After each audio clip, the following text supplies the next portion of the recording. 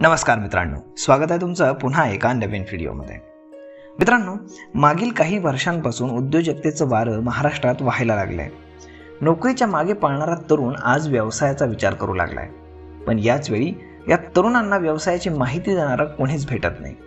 व्यवसायाची सुरुवात करण्यापासून तो यशस्वी चालवण्यापर्यंत सर्व क्षेत्रात अंधारातच हातपाय हलवावे लागतायत। किमान शहरात काही स्रोत तरी आहेत, पण ग्रामीण भागातील परिस्थिती आणखी अवघड आहे। ग्रामीण भागात उद्योजकता वाढीस लागलेली आहे खरी, परंतु तिचा योग्य तो विकास होताना दिसत नाही। याचं मुख्य कारण आहे योग्य मार्गदर्शनाचा अभाव। उद्योगांच्या बाबतीत शहरी किंवा ग्रामीण भागात जास्त आता भेद राहिलेला नाही। समस्या आणि गरजा दोघांच्याही जवळजवळ समान आहेत, फक्त ग्रामीण भागात त्याची तीव्रता थोडी जास्त आहे। शहरात व्यावसायिक वातावरण रुळलेलं असल्यामुळे काही ना काही कारणानं तुम्ही व्यवसायाशी जोडले गेलेले असता, परंतु ग्रामीण भागातील तरुणांना अशी कुठलीच सोय उपलब्ध नसते। यामुळे ग्रामीण भागातील उद्योजकता वाढीस लागण्यात खूप अडथळे येतात किंवा सुरू झालेले व्यवसाय यशस्वीपणे चालण्याचं प्रमाण देखील कमी आहे। बऱ्याचदा व्यवसायात अपयश येण्याचं किंवा व्यवसाय अपेक्षेप्रमाणे न चालण्याचं मुख्य कारण असतं व्यवसाय सुरू करताना चुकलेल्या पायऱ्या आणि व्यवसाय कसा करावा याचं अज्ञान। ही सुरुवात व्यवसाय निवडीपासूनच होत असते। काय चुकतंय, काय करायला हवं, काय मार्ग आहेत आणि कशा प्रकारे पुढे जायला हवं याचा सविस्तर अभ्यास करणं आवश्यक आहे। कोणताही अनुभव नसताना, व्यवसायाची माहिती नसताना, कुणाचंही मार्गदर्शन नसताना उद्योग जगतात पाऊल ठेवण्याआधी व्यवसायासंबंधी प्राथमिक माहिती करून घेणं फार आवश्यक आहे। हीच माहिती आज आपण थोडक्यात पाहणार आहोत। ही माहिती ऐकण्याआधी एक गोष्ट लक्षात ठेवा, व्यवसाय म्हणजे विक्री। तुमचं उत्पादन स्वतः विकण्याची तयारी असेल तरच व्यवसायात पाऊल ठेवा। व्यवसाय सुरू झाल्या लगेच ग्राहक तयार होतील अशी अपेक्षा ठेवू नका, किंवा कुणीतरी येऊन सगळा माल विकत घ्यावा, मार्केटिंगचा त्रासच नको असा विचार जर तुम्ही करत असाल तर नोकरीच तुमच्यासाठी योग्य आहे। कारण या मानसिकतेमध्ये तुम्ही जास्तीत जास्त वर्षभर तग धरू शकता, त्यापेक्षा जास्त नाही। आहे तयारी स्वतःचं उत्पादन स्वतः विकण्याची? तर मग चला हा व्हिडिओ इथनं पुढे पाहायला सुरुवात करा। तर हा व्हिडिओ खास तुमच्यासाठीच आहे। आता सगळ्यात पहिल्यांदा पाहूयात व्यवसाय निवड। व्यवसाय निवड ही बहुतेकदा चुकणारी पहिलीच पायरी आहे। पायात चुकला असेल तर इमारत तर कोसळणारच असते। असं काही व्यवसायांच्या बाबतीतही घडतं। शेजारच्या कोणाचा तरी व्यवसाय यशस्वी झालाय म्हणून आपणही तोच व्यवसाय करायला जातो, किंवा एखाद्या वर्तमानपत्रात एखाद्याच्या यशाची कहाणी छापून आलेली असते म्हणून आपणही तोच व्यवसाय करावा, किंवा सगळे करतात म्हणून आपणही तेच करावं, किंवा कुणीतरी अमुक व्यवसाय कर, त्यात खूप पैसा आहे असं सांगतो म्हणून तो व्यवसाय करावा। अशा प्रकारे व्यवसाय निवडण्याची सर्वसामान्य पद्धत आहे आणि ती पूर्णपणे चुकीची आहे। आणि पण ग्रामीण भागामध्ये हेच दिसून येतं। यातच ग्रामीण भागातील व्यवसाय म्हटलं की डाळ मिल, मसाले, पापड, लोणचे अशी उत्पादनं किंवा असेच व्यवसाय सुचतात। त्या पलीकडे शेकडो व्यवसाय आहेत, याची आपल्या लेखी निवडही नसते। जो तो उठतो तेच व्यवसाय सुरू करतो। यामुळे ग्रामीण भागात एक प्रकारचं व्यवसायाचं डबकं तयार झालेलं असतं। या डबक्यातून बाहेर येणं आवश्यक आहे। योग्य व्यवसाय निवडणं आता आवश्यक झाले। व्यवसाय निवडताना तुमच्यासाठी काय योग्य आहे हे पाहायचं असतं, ना की इतरांनी काय केलंय किंवा किती पैसे कमावलेत हे। व्यवसाय हा पैसे कमावण्यासाठी असतो आणि प्रत्येक व्यवसायात भरपूर पैसा मिळतो। त्यामुळे व्यवसाय निवडताना विचारपूर्वक निवडणं फार महत्त्वाचं आहे। व्यवसाय निवड करताना बऱ्याच गोष्टी ध्यानात ठेवाव्या लागतात। तुम्हाला कोणत्या क्षेत्राचं ज्ञान आहे, तुमच्या परिसरातील मार्केट कसं आहे, तुमचे वैयक्तिक संपर्क कसे आहेत, परिसरातील ग्राहकांची मानसिकता कशी आहे, तुमची गुंतवणूक क्षमता किती आहे, तुम्ही व्यवसायासाठी कोणत्या स्तरापर्यंत वेळ आणि कष्ट देऊ शकता, तुमचा अनुभव आणि शिक्षण काय आहे, तुम्हाला कोणत्या क्षेत्रात आवड आहे, अशा वेगवेगळ्या बाबी ध्यानात घेऊन व्यवसाय निवडायचा असतो। आता मला सर्वात जास्त वेळा विचारला जाणारा प्रश्न म्हणजे ग्रामीण भागात कोणता व्यवसाय करावा। तर मित्रांनो, व्यवसायाचे मुख्यत्वे 3 प्रकार आपण पाडू शकतो। एक म्हणजे उत्पादन म्हणजेच मॅन्युफॅक्चरिंग, दुसरा म्हणजे सर्व्हिस इंडस्ट्री आणि तिसरा म्हणजे ट्रेडिंग म्हणजेच व्यापार, किंवा आपण त्याला रिटेल व्यवसाय म्हणू शकतो।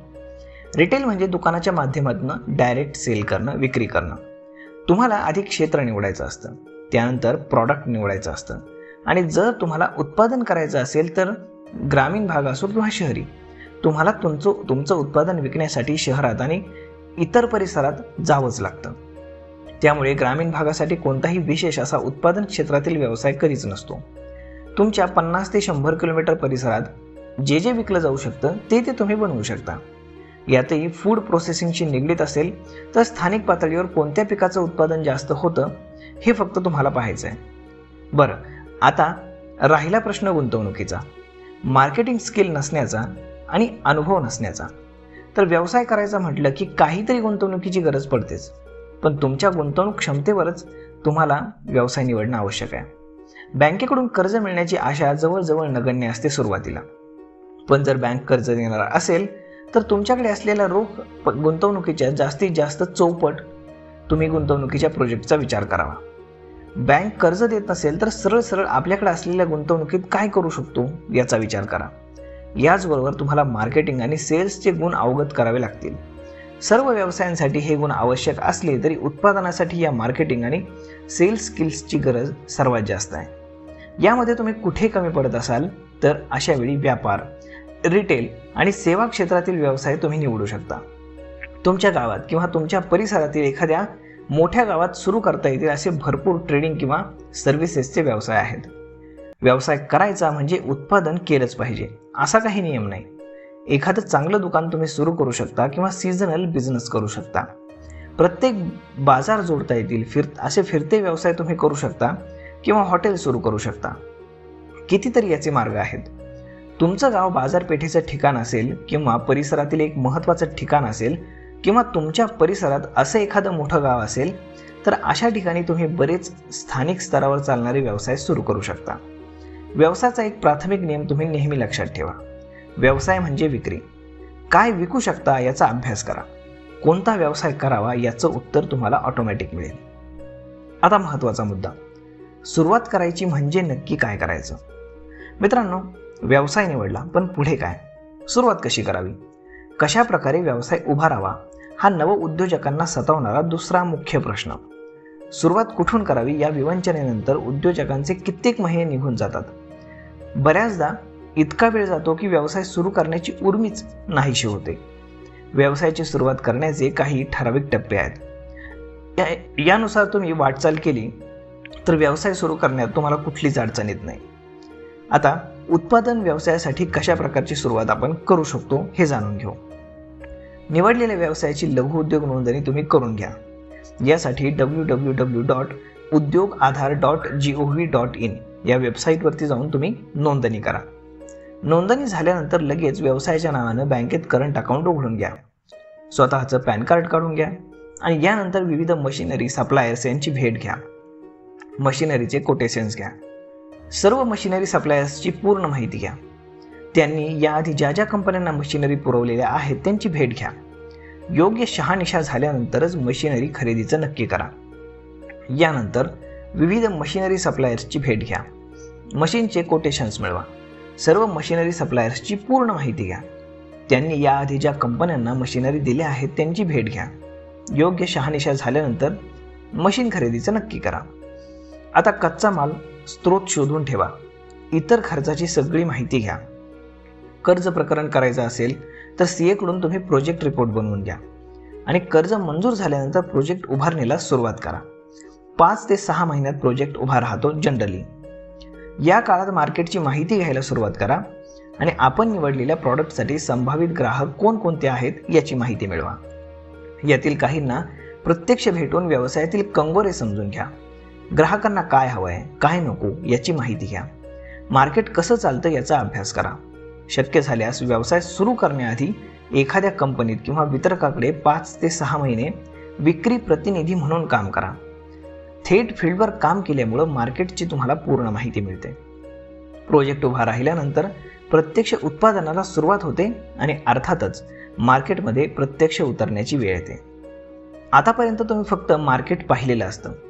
आता प्रत्यक्ष मार्केटमध्ये जाण्याची तुमची वेळ असते. तुम्हाला तुमचं प्रॉडक्ट तुमच्या अपेक्षित मार्केटमध्ये पोहोचवण्यासाठी प्रत्यक्ष फील्डवर काम करणं अत्यंत आवश्यक आहे. त्यात कुठेही कमी पडू नका हे लक्षात ठेवा. प्रोजेक्ट उभा राहिल्यानंतर सबसिडीची कामं करून घ्यावीत. म्हणजेच जे कुठलं तुम्ही कर्ज घेतलं असेल त्यासाठी प्रोजेक्ट सुरू करण्याआधी फॉर्म भरण्यासाठी इतर कामे करावी लागतात. तर इतर प्रकारच्या सबसिडीजसाठी प्रोजेक्ट उभा राहिल्यानंतर प्रोसेस करावी लागते, ती देखील तुम्ही करून घ्या. आता जर तुम्ही एखादा ट्रेडिंग किंवा रिटेल व्यवसाय निवडला असेल तर त्यासाठी आता काय करावं लागेल, त्यासाठीच्या पायऱ्या आता मी तुम्हाला सांगतो. यामध्ये सर्वप्रथम योग्य व्यवसाय निवडायचा आहे. तुमच्या भागातील परिस्थिती, गुंतवणूक क्षमता, मार्केट स्थिती, परिसरातील ग्राहकांची मानसिकता यासारख्या विविध बाबींवरती तुमचा व्यवसाय निवड ठरते. त्यासाठी आवश्यक जागेकरता योग्य जागी दुकान विकत किंवा भाड्यानं मिळवा. निवडलेल्या व्यवसायाचा माल, वस्तू कुठे मिळते याची माहिती काढा. उदाहरणार्थ, कपड्याचं दुकान काढायचं ठरवलं असेल तर रोख भावात कपडे कुठे मिळतात याची माहिती काढून ठेवा. हे मार्केट देशभरात कुठेही असू शकतं. हे एकतर होलसेल मार्केट असतं किंवा ब्रँडेड प्रॉडक्टसाठी मार्केट असतं. आता मिळालेल्या माहितीनुसार त्या मार्केटमध्ये जाऊन 1-2 दिवस निरीक्षण करा. त्यानंतर काही होलसेल विक्रेत्यांशी चर्चा करून दर, गुणवत्ता याची माहिती घ्या आणि मग मुख्य खरेदीला सुरुवात करा. सगळी खरेदी लगेच करू नका, टप्प्याटप्प्याने ही खरेदी करा. पुढे शॉप डिझाईन करून सेटअप करा. गुंतवणुकीची क्षमता असेल तर चांगल्या डिझायनरकडून शॉपचं डिझाईन बनवून घ्या. त्यानंतर दुकानाची रचना ही आकर्षक ठेवा. लोकांकडून मतं जाणून घ्या आणि त्यानुसार सेटअप पूर्ण करा. त्यानंतर जर तुमची आर्थिक क्षमता चांगली असेल तर दुकान पूर्णपणे सेटअप झाल्यानंतर उद्घाटनाची तयारी करा. यापूर्वी परिसरात चांगल्या प्रकारे जाहिरात करून वातावरण निर्मिती तयार करा. त्यानंतर कर्मचारी भरती करून घ्या. त्यांना योग्य ते प्रशिक्षण द्या. प्रशिक्षण म्हणजे खूप मोठं काही नसतं, फक्त ग्राहकांशी कसं वागावं, ग्राहक कसे हाताळावेत, विक्रीची कला, बोलण्याची पद्धत या संबंधितली माहिती तुम्ही त्यांना द्या. त्यानंतर उद्घाटन करताना शक्य होईल तेवढं भव्य करा. प्रेझेंटेशन कोणत्याही व्यवसायासाठी फार महत्त्वाचं असतं, हे लक्षात ठेवा. आता ही झाली व्यवसायाची सुरुवात. आता तो कायमस्वरूपी चांगल्या प्रकारे सुरू राहण्यासाठी तुम्ही स्वतःला त्याप्रमाणे तयार करणं आवश्यक आहे, ज्यासाठी मार्गदर्शनापेक्षा तुमच्या स्वयंशिक्षणाची आवश्यकता इथे जास्त आहे. व्यवसाय सुरू केल्यानंतर तुम्ही आपोआपच व्यवसायाचे गुण शिकत जाता. त्यासाठी कोणत्याही प्रशिक्षणाची गरज पडत नाही. फक्त नियम एक ध्यानात ठेवा. व्यवसाय सुरू केल्यानंतर उगाच नफ्या तोट्याचा हिशोब मांडत बसू नका. कोणत्याही व्यवसायासाठी पहिली 3 वर्ष खूप महत्त्वाची असतात. या काळात पहिल्या 2 वर्षात नफ्या तोट्याचा हिशोब मांडत बसण्यापेक्षा ग्राहक वाढवण्याकडे तुमचं लक्ष असलं पाहिजे. तुम्ही ग्राहकांवरती लक्ष केंद्रित करा. नफा हा आपोआप होणारच आहे. आता पुढचा मुद्दा, कायदेशीर आणि शासकीय बाबींची पूर्तता. मित्रांनो, कोणताही व्यवसाय सुरू करताना त्या संबंधित कायदेशीर आणि शासकीय बाबींची पूर्तता काटेकोरपणे झाली पाहिजे. व्यवसायानुसार आवश्यक ते बदल तुम्ही करू शकता. त्या संबंधित खात्यातून तुम्हाला माहिती त्या संदर्भातली मिळते. तसंच व्यवसाय सुरू करताना इतरही कायदेशीर बाबींवरती तुम्ही लक्ष ठेवणं आवश्यक आहे.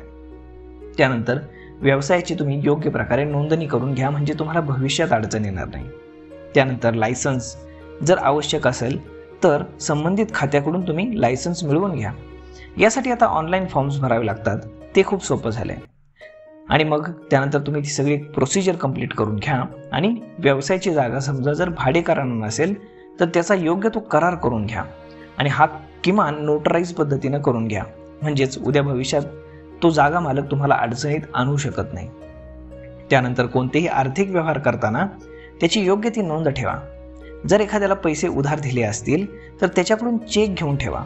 तसंच एका कागदावर 2 रुपयांचा स्टॅम्प लावून त्यावर आर्थिक व्यवहाराची नोंद करून सही घ्यावी. यासाठी फार मोठ्या स्टॅम्प पेपरची गरज पडत नाही. त्यानंतर शासकीय स्तरावर कोणत्याही प्रकारचे अर्ज करताना, निवेदन करताना, कागदपत्र जमा करताना, व्यवहार करताना पोच घ्यायला विसरू नका.